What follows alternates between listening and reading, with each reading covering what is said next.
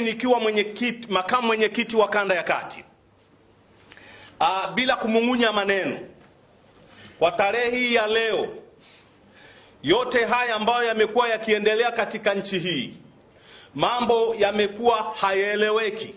Viongozi wetu wanazunguka kila kona, viongozi wakuu baada ya kuchaguliwa, lakini tumeona kila wanapozunguka na kwenda, tunaona wakitembea na jambo ya reforms no election, no reform no election, na wanapotoka kila mahala kufanya mikutano, baada ya kuondoka katika mahala hapo hakuna kitu kinachoendelea.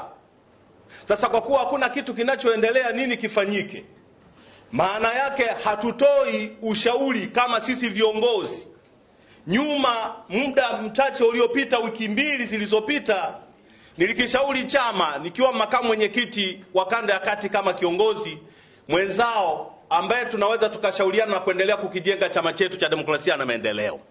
Lakini baada ya kutoa maoni yangu hayo kama jinsi kama jinsi ambavyo katiba inavyotutaka sisi viongozi wa chama na wanachama kwa ujumla, kwamba kila mtu ana uhuru wa kuchangia maoni yake na mawazo yake, badala yake unakutana na kauli za matusi ambazo za watu waliojikita kuandaliwa kwa ajili ya kuwatukana watu ambao wanataka kukijenga chama hichi pendwa.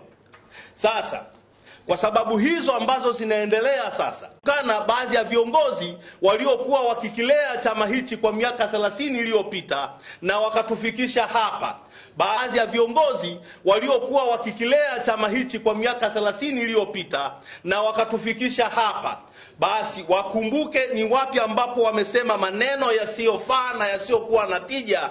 Warejee wakamuombe msamaha aliyekuwa mwenyekiti wao Mheshimiwa Mbowe, ya kwamba samahani kwa tuliyasema kwa sababu tulikuwa tunaomba kula tu, kwa hiyo tunaomba tusamehe, vinginevyo dhambi hii ya kumsema mwenyekiti huyu ambaye ndiye kwa kusema kile ambacho kiko wazi, sisi sote tumepatikana baada ya kuwa uongozi wake kwa muda huo aliokuwa nao akifikisha chama hapa kilipo. Kwa hiyo tusingestahili kumlaumu wala kumshutumu kwa lolote, bali tungemuenzi na kusema kwamba bwana, tunakuheshimu, hapo umetufikisha, basi wacha na sisi tuendelee na kazi hii. Kwa hiyo niombe ya kwamba watakaposikia hichi warejee na kukumbuka. Wasipokumbuka, hiyo itakuwa ni dhambi kwao na itawatafuna, hawataweza kusogea.